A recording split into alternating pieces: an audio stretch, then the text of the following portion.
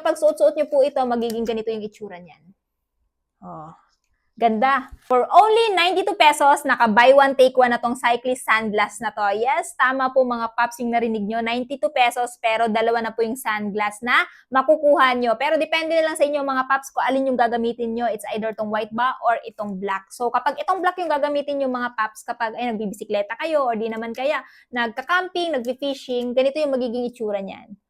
O, di ba? So, ang kinaganda dito sa sunglass na to mga paps, kapag halimbawa tirik na tirik yung araw, hindi po sasakit yung mata ninyo kasi dark po talaga yung vision nyo dito. And at the same time, pagdating naman dito sa white, ayan, medyo mas light yung pagkaka-black niya, kaya hindi masyadong dim. At kapag suot-suot nyo po ito, magiging ganito yung itsura niyan.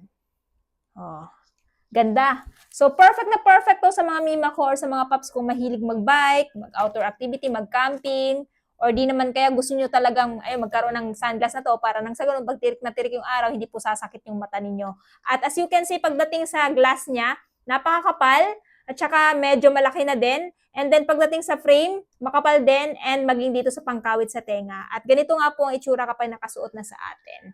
So, perfect na perfect to pang outdoor activity, lalong-lalo na kung, ayan, tirik na tirik yung araw. So, habang naka-promo pa mga paps, mga mima ko, at habang available pa to, kasi isa din to sa saleable ngayon, since summer na, idadrop ko na lamang po yung link nito dyan sa baba.